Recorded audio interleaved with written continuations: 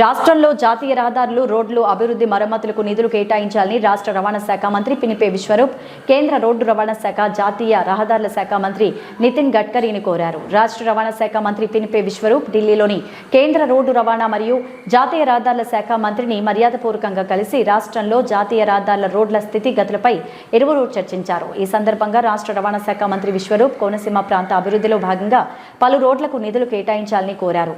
రాష్ట్ర మంత్రి కార్యాలయ సిబ్బంది ఒక ప్రకటనలో ఈ విషయాన్ని పేర్కొన్నారు. ప్రతి వ్యక్తిలోని భావాలను వ్యక్తీకరించడానికి మాతృభాష ఎంతగానో దోహదం చేస్తుందని ప్రముఖ వైద్యులు, రచయిత డాక్టర్ యనమదల మురళీకృష్ణ అన్నారు. కాకినాడ పిఆర్ ప్రభుత్వ కళాశాలలో అంతర్జాతీయ మాతృభాషా దినోత్సవం సందర్భంగా హిందీ, తెలుగు, సంస్కృత విభాగాలు సంయుక్తంగా నిర్వహించిన హరివిల్లు 2024 కార్యక్రమానికి ఆయన ముఖ్య అతిథిగా పాల్గొని మాట్లాడారు. విద్యార్థులు మాతృభాషను నేర్చుకోవడం ద్వారా మిగిలిన భాషలో పట్టు సాధించవచ్చన్నారు. ఈ సందర్భంగా పిఆర్ కళాశాల పూర్వ విద్యార్థుల సంఘం గౌరవ అధ్యక్షులు కర్రీ బామిరెడ్డి, ఆదికవి నన్నయ్య యూనివర్సిటీ అధ్యాపకులు టి సత్యనారాయణ, కళాశాల ప్రిన్సిపల్ బివి తిరుపన్యం, కవి, రచయిత ర్యాలీ ప్రసాద్, వివిధ విభాగాల అధ్యాపకులు తదితరులు పాల్గొన్నారు.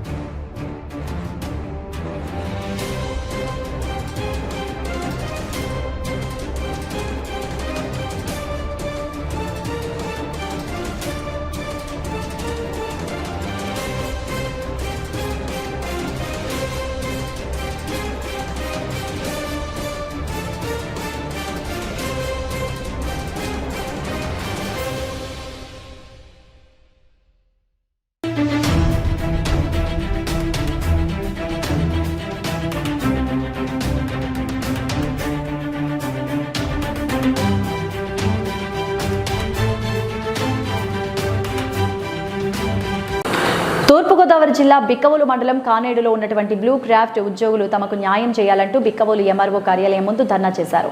ఉద్యోగులకు సంఘీభావంగా తెలుగుదేశం పార్టీ అనపర్తి నియోజకవర్గం ఇన్ఛార్జ్ మాజీ ఎమ్మెల్యే నల్లమిల్లి రామకృష్ణారెడ్డి ధర్నాలో పాల్గొని తమ మద్దతును తెలిపారు. 4 నెలలుగా ఇక్కడ ఉత్పత్తి నిలుపుదల చేసి హైదరాబాద్ కంపెనీకి యంత్రాలను సదరు సంస్థ తరలించిందని, మాకు ఏ విధమైన ముందస్తు సమాచారం లేకుండా ఉత్పత్తిని నిలిపేశారని, ఉద్యోగులంతా అడ్డుకుంటే బ్లూ క్రాఫ్ట్ సంస్థ మాపై కక్షపూరితంగా వ్యవహరించిందని కార్మికులు వాపోయారు.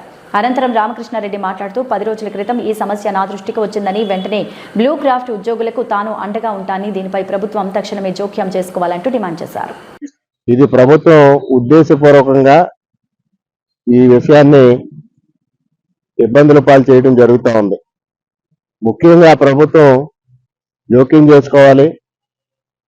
కమిషనర్, లేబర్ డిపార్ట్మెంటు, అదేవిధంగా పోలీసు, అదేవిధంగా ఇండస్ట్రీస్ డిపార్ట్మెంట్ ఇన్వాల్వ్ అయ్యి ఈ సమస్యను పరిష్కారం చేయాల్సిన అవసరం ఉంది. మరి గతంలో 2017లో ఇదే విధమైన సమస్య వచ్చినప్పుడు ఆ రోజు నేను చొరవ చూపించడం, లేబర్ డిపార్ట్మెంట్ని, పోలీస్ డిపార్ట్మెంట్ని, ఇతర వారిని పిలిచి, రెవెన్యూ అధికారులని పిలిచి ఆ రోజు సమస్య పరిష్కారానికి కృషి చేయడం, ఆ రోజు కార్మికులకి న్యాయం జరగడం కూడా జరిగింది. కానీ వాళ్ళ ప్రభుత్వం యాజమాన్యం కుమ్మక్కై ఇవాళ మిమ్మల్ని అందరినీ ఇబ్బంది పెట్టడం జరుగుతూ ఉంది. దాదాపు 300 మంది కార్మికులు దాదాపుగా 3 నెలల పాటు జీతాలు లేని పరిస్థితిలో ఉన్నప్పుడు మీరు ఏ విధమైన ఆర్థిక ఇబ్బందులు ఎదుర్కొంటా ఉన్నారనేది కనీసం ఆలోచించడానికే ఇబ్బందికరంగా ఉన్న పరిస్థితి. అటువంటి పరిస్థితిలో మీ అందరికీ తెలుగుదేశం పార్టీ తరఫున నేను మద్దతు ప్రకటిస్తా ఉన్నారు. మరి వివిధ గ్రామాలకి మీరు ఎవరెవరైతే వివిధ గ్రామాల్లో మీ కార్మికులు ఉన్నారో ఆ గ్రామాలకు సంబంధించిన నాయకులందరూ కూడా తెలుగుదేశం పార్టీ నాయకులు రావడం జరిగింది. అందరం మీకు మద్దతుగా ఉంటాం.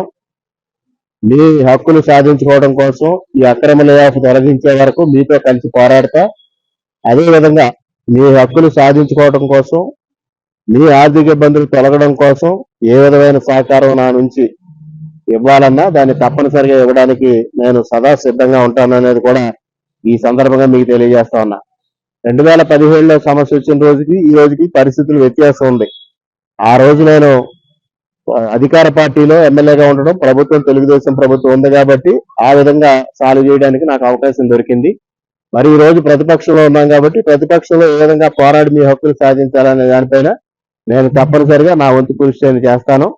ఈ విషయాన్ని మన అందరం కలిసి అధికారుల దృష్టికి తీసుకెళ్ళడం, దఫదఫాలుగా అధికారుల పైన ఒత్తిడి, ప్రభుత్వం పైన ఒత్తిడి పెంచి ఈ సమస్య పరిష్కారం చేయడం కోసం నా వంతు కృషి నేను చేస్తానని ఈ సందర్భంగా నాకు 5 రోజుల నుంచి భాస్కరరావు గారు కానీ మిగిలిన వాళ్ళందరూ ఇక్కడికి రమ్మని మన శ్రీనివాసు వీళ్ళంతా చెప్తా ఉన్నారు.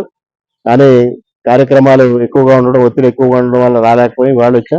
తప్పనిసరిగా దీనికి ఏ విధంగా పరిష్కారం చేయాలనేది నేను కూడా ఆలోచన చేసి ఆ విధంగా పరిష్కారం చేసే దిశగా నేను ముందుకు వెళ్తా.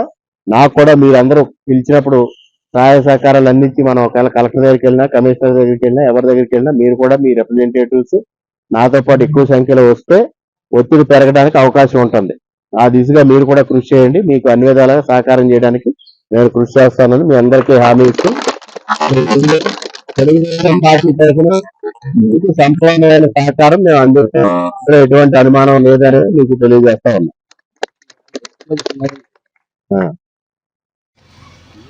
ఇక్కడ కానిడి గ్రామంలో ఉన్న గ్లూకోజ్ ఫ్యాక్టరీలో మేము ఒక 300 మంది కార్మికులు పనిచేస్తున్నాం. 20 సంవత్సరాలుగా పనిచేస్తున్నాం.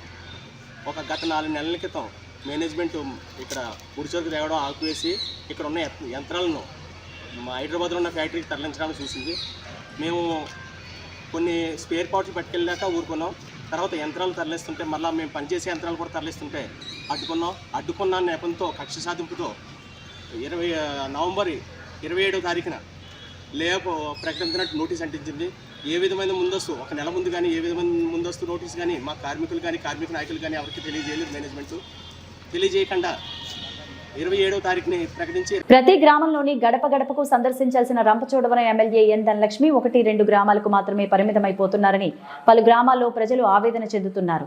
వై రామవరం మండలం పాతకోట పంచాయతీ పులుసుమామిడి లంక గ్రామాన్ని సందర్శించిన ఆమె తమ గ్రామంలోని సమస్యలు చెప్పుకుందామంటే మా గ్రామానికి రాకుండా వెనుదిరిగారని శనగనూరు గ్రామస్తులు ఎమ్మెల్యే తీరుపై తీవ్రంగా విమర్శలు గుప్పించారు. మా శనగనూరు గ్రామంలో 200 ఓట్లు మినిమం ఉన్నాయి. అయితే ఈరోజు మరి గడప గడప అనే మీటింగ్ ధనలక్ష్మి గారు మరి గడప గడప మీటింగ్ అని పెట్టి ఉన్నారు. మరి మా ఊరు వస్తారని మేము ఈ పువ్వులు ఇది బూడిద గుమ్మడికాయ ఇవన్నీ ఇంకా మరి దిష్టి తీయడానికి సిద్ధపాట్లో ఉంచుకున్నాం. అయినప్పటికీ పులుసుమాటలో ఉన్న మీటింగ్ జరుగుతుంది. పులుసుమాటలో మీటింగ్ జరుగుతుంది. సిఏ గారికి మాట్లాడున్నాం. తర్వాత మరి మేడం గారు కూడా మాట్లాడున్నాం. అయితే మరి మేము రాలేమని చెప్పేసి అన్నారు. మొత్తమే మరి చెప్పుదామనుకున్నాం కానీ రాలేదు.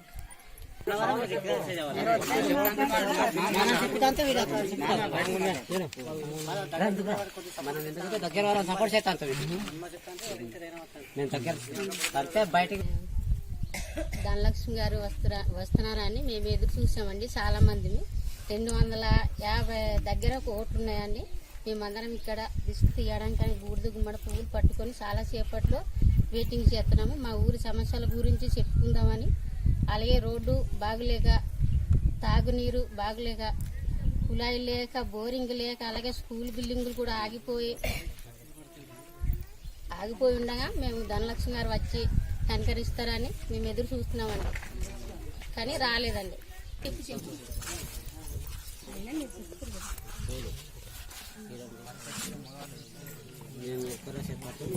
గ్రామంలో మరి పిల్లలైతే మరి ఇప్పుడు ప్రజెంట్ 20 మంది ఉన్నారు. అయితే మరి 20 మంది ఉన్నారు. అయితే మరి ఆ పిల్లలు చదువుకోవడానికి మరి ఇప్పుడు శక్తి నీడ కింద విద్యాభ్యాసనే చేస్తున్నారు. ఫస్ట్ గానే మరి ఆ బిల్డింగు ఆ చెప్పలు నిలిచిపోయి మరి ఆ పిల్లల మీద పడేటట్లుగా పిల్లర్స్ బాగలేదు, పైన స్లాబ్ కూడా బాగలేదు. అదొక విధంగా ఉన్నది కనుక మరి చెట్టు కింద బడి చెప్తున్నాడు, మాస్టర్ చెప్తున్నారు. మరి స్కూల్ విషయానికి అయితే మరి పిల్లలు మరి చాలా ఇబ్బంది పడుతున్నారు. ఎక్కడ చదువుకోవాలి ఏంటన్నది. మరి అంగన్వాడీ సెంటర్కి వస్తే మరి అంగన్వాడీ బిల్డింగు మరి లేదు. మరి పిల్లలు చాలా మంది ఉన్నారు, మినిమం ఒక 30 మంది దాకా ఉన్నారు. మరి ఆ పిల్లలు మరి టీచర్ అంటున్నది, అంగన్వాడీ టీచర్ మరి సరైన బిల్డింగు లేదు. ఏం ఇక్కడ వచ్చినటువంటి సామాన్లు ఎక్కడ పెట్టుకోవాలి, ఎక్కడ బడి చెప్పాలని అది అంటున్నది. మరి అక్కడ అంగన్వాడీ అది బిల్డింగు వర్క్ జరిగి ఆ పిల్లర్స్తో ఆ స్తంభాలతో ఆగిపోయి ఉన్నది. మరి అంగన్వాడీ బిల్డింగ్ కూడా లేదు. ఈ గ్రామంలో శనగనూరు గ్రామంలోనైతే 52 కుటుంబాలు ఉన్నాయి. అది మాకి తాగు నీరు బోర్ ఒక్కటి అయిపోయిందండి. మాకు అసలు ఇంటింటి కుళాయిలు లేవు, ఏమీ లేవు. చాలా ఇబ్బంది. మురికి గుంటల నీళ్ళు కూడా ఒక్కొక్కసారి తాగవలసిన అవసరం కూడా వస్తుంది. మాకు సాగునీరు కావాలి. ప్లేస్ స్కూల్ బిల్డింగులు కూడా పాడై ఉన్నాయి, అవి సరిగా ఉండండి. వాటర్ కావాలి మాకు. వర్షాకాలం అయితే మరీ ఇబ్బందిగా ఉంది. కరెంట్ ఉంటే నీళ్ళు ఉంటుంది, లేకపోతే లేదు. కాలువలోకి వెళ్ళి తెచ్చుకోవడం అవుతుందండి. కొద్దిగా శిలాపరుచుకుందాం అనుకున్నాము కానీ ధనలక్ష్మి గారు రాకలేదు. సరే మన వైరామర మండలం పంతకొండ పంచాయతీ ఏ విషయాన్ని చెప్పుకోవడం కానీ ఈరోజు అందరం కూకున్నాం. 6 గంటల నుంచి ఇప్పుడు 1 గంట 2 గంటల వరకు కూకున్నాం, రాకలేదు. అలాగే ఈ రోజున ఈ రోడ్డు బాగలేక తెలపరుచుకుందాం అనుకుంటుంది. ఈ ఆటాల బిల్డింగులు కట్టుతలేదు, బేసిమెంట్లు కట్టు వదిలివేసి అవి తెలపరుచుకుందామంటే అవి లేదు. తర్వాత ఇండ్లు ఖరాలు వేసుకొని పెంకులు వేసుకున్నాం, ఇవి కూడా తెలపరుచుకుందామంటే ఇవి కూడా ఈ వత్తలేదు, మనం తెలపరుచుకోలేదు. ఇంతమంది నమస్కారం. నేను చెప్పాల్సిన విషయం ఇస్తే నేను ఎందుకు పరిగెట్టి వచ్చాను తెలుసా? ఇప్పుడు నా రాజు పని కూడా లేదు. నేను ఎందుకు పరిగెట్టి వచ్చాను ఇలాగా తెలిసి రానంటున్నారంటే అని చెప్పేదంటే మన బాధ చెప్పులు ఎందుకు రావడం కాదు. మనము ఒక అధికారికి మనం చెడ్డ అనిపించుకోకూడదు, పలానా ఊరి అని అనిపించుకోకూడదు. ఈ రోజు కానివాడ నేను చెప్పలేదు, మీరు చూడండి ఒకసారి. కానివాడ కూడా ఎమ్మెల్యే గారు కలిసి మరి వాళ్ళతో పాటు డ్యాన్సులు వేసి నేను కూడా డోలాలు కొట్టాను. ఎందుకు వెళ్ళాము అక్కడ? మేము చెప్తున్న మాట మనం చెప్పుకునే మాటను బట్టే ఉంటది. మన మాట తిరుగు అధికారి ప్రేమిస్తాడు, పద్ధతి ఉంటుంది. ఆవిడ కూడా కొండదాయి తమ్ముడిని మళ్ళీ అదే మాట్లాడు. వాళ్ళు ప్రోటోకాల్ పక్కన ఉంటారు తమ్ముడు. మరి ఆ ఊరు పెద్ద ఊరు కదా,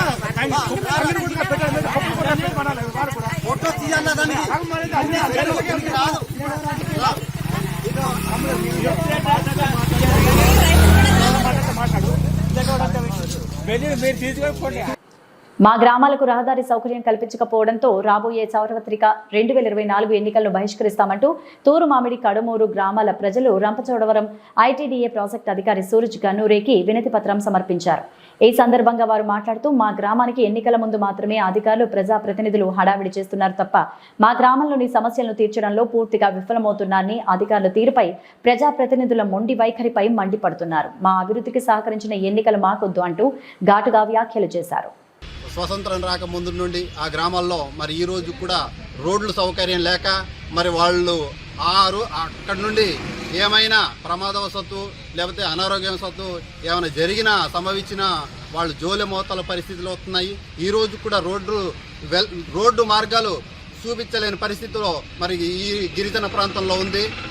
తొందరగా మాకు రోడ్డు సౌకర్యం కల్పించాలని లేని ఎడల మరి 2024 ఎలక్షన్కి బహిష్కరించడానికి మేమందరం కలిసికట్టుగా ఉన్నామని, మా సమస్యలు తీర్చే వరకు మీరు అధికారులు మరి విన్నమిస్తున్నాము, మొర్రపెట్టాము. ఆ మొర్రపెట్టే విధంగా మీరు సమస్యలు పరిష్కరించకపోతే మేము ఎలక్షన్ బహిష్కరించడానికి మేమందరం గిరిజనులందరం ముందున్నామని మీకు అందరికీ తెలియజేయడం జరుగుతుంది.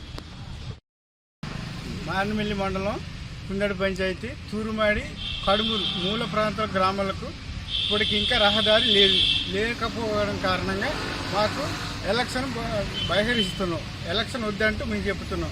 ఏ గవర్నమెంట్ వాళ్ళు ఎవరు పట్టించట్లేదు. గవర్నమెంట్ లిస్టులో మేము లేదని తూరుమాడికి మమ్మల్ని వదిలేశారు.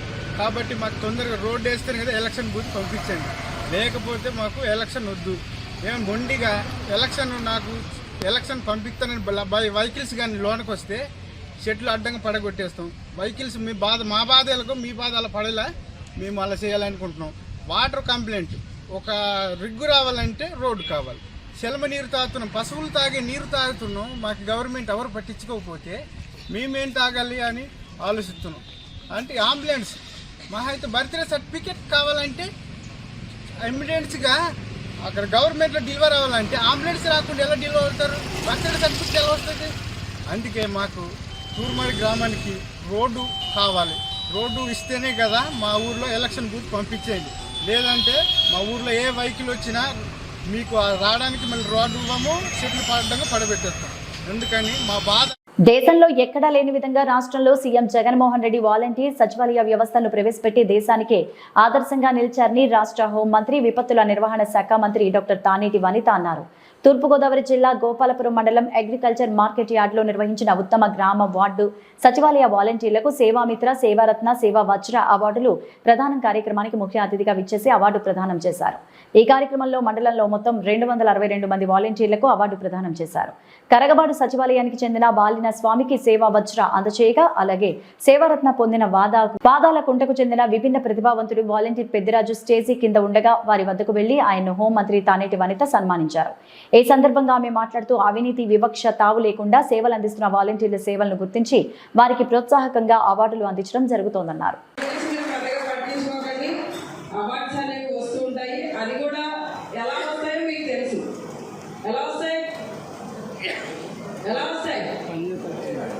మీ పనితనాన్ని గుర్తించారా లేకపోతే మేమన్నా రికమెండ్ చేస్తున్నామా? పనితనం గుర్తించాను కదా. మీ సర్వీసెస్ ని గుర్తించే ఈ రోజున మీకు అవార్డ్స్ వస్తున్నాయి. దాని గురించి మీరు పెద్దగా వరి అవ్వాల్సిన అవసరం లేదు. ఖచ్చితంగా మళ్ళీ నెక్స్ట్ ఇయర్ మీ అవార్డ్స్ లో మీరు ఉండాలనే విధంగా మీరు పని చేయండి. ఓకేనా? మీ అందరికీ తెలుసు, మీరందరూ కూడా మా నాయకులు నియమించిన వాలంటీర్సేనా? అవునా కదా? కొంచెం నాకు రెస్పాన్స్ ఇవ్వాలి. తాళరేవు మండలం కొత్త కోరంగి తాళరేవుల్లో వెంకటేశ్వర స్వామి కళ్యాణ మహోత్సవాలు రమణీయంగా జరిపించారు. కొత్త కోరంగిలోని రుక్మిణి సత్యభామ సమేత వేణుగోపాల స్వామి ఆలయంలో అర్చకులు పెద్దింటి శేషాచార్యులు, ఈవో వడ్డీ ఫణీంద్ర కుమార్ పర్యవేక్షణలో స్వామివారి కళ్యాణం పెద్ద ఎత్తున హాజరైన భక్తుల సమక్షంలో నిర్వహించారు.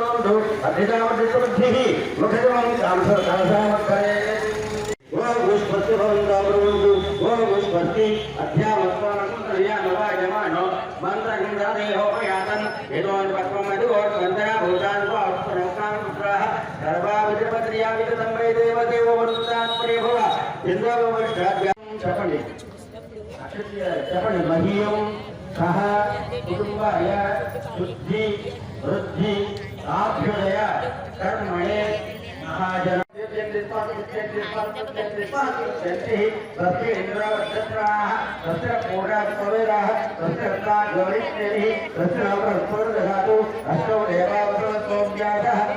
సంభావైతి పుణ్యాలక్ష్మీం గౌస్మృతే యత్పుణ్యనక్షత్రం దత్వృతేజో మక్ష్యం యదా వైష్ణవి ఉదేవి అధనక్షత్రం నైతి యావతికర్తరు యోగక్షేదు యత్ర జగన్యం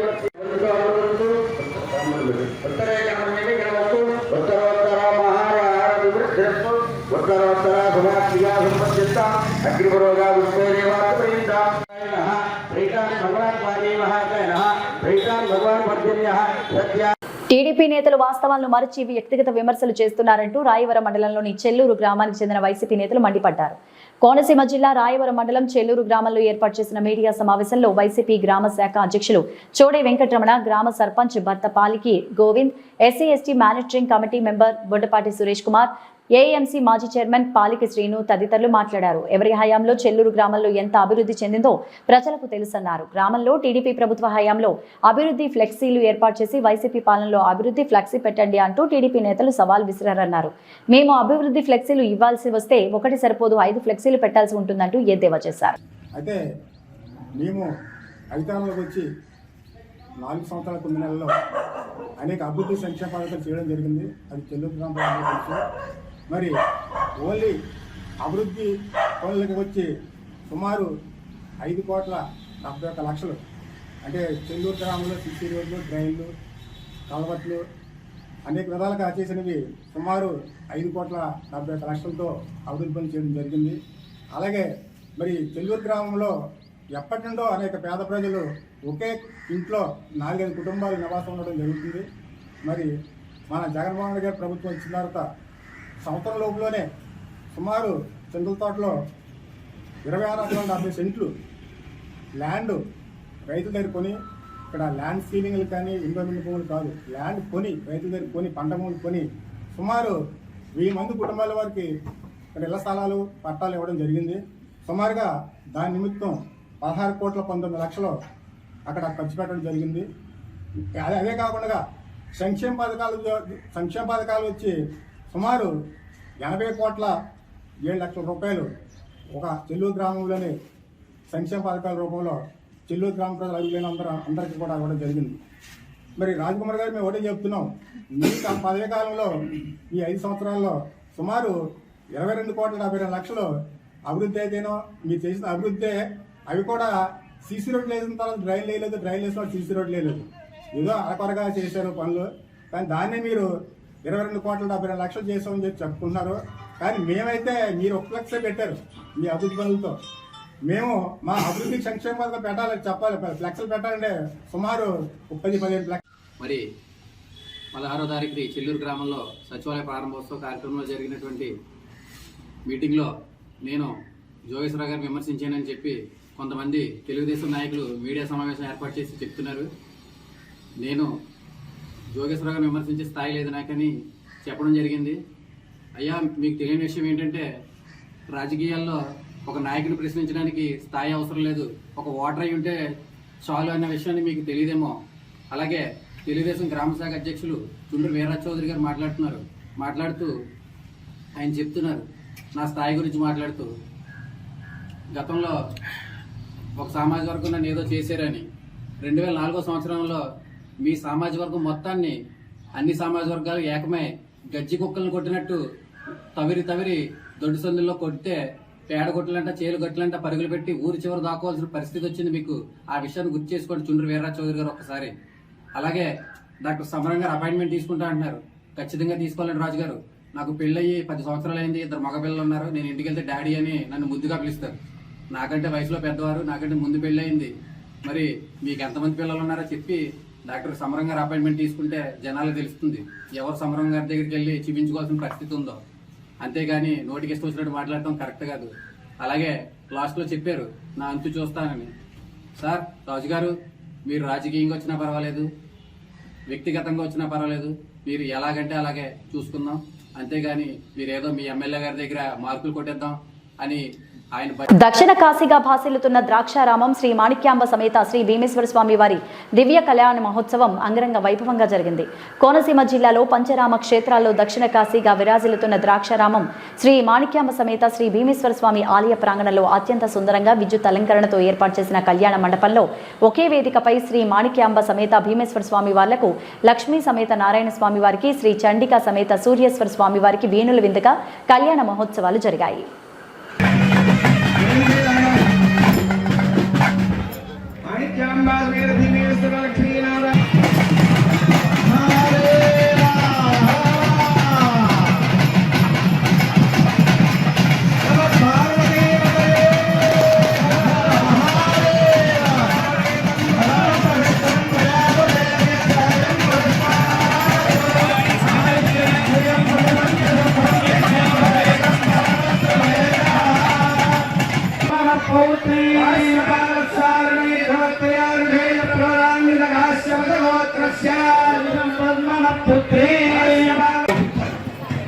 పరమేశ్వరుడు మాత్రం ఆయన చెప్పి తన భార్యకి చెప్పి మంగళ వైద్యాలు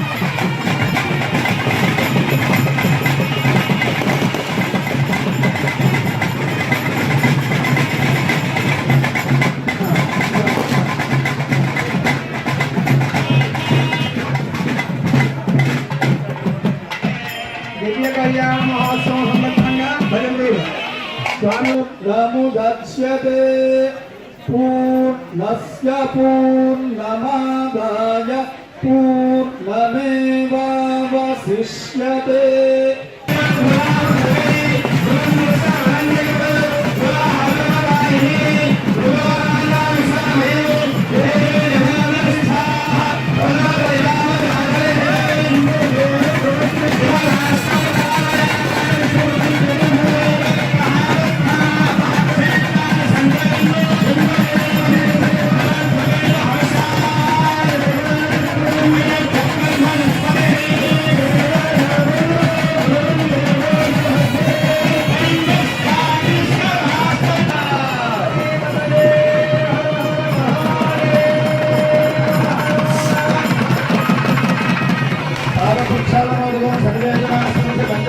సామవేదం శుభముహూర్తం వచ్చిందని ఆగాం.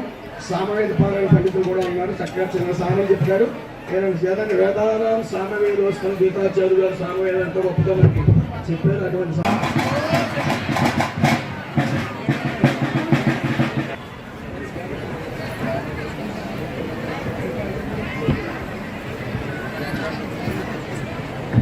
వేద పండితులు, వేద పురుషులు,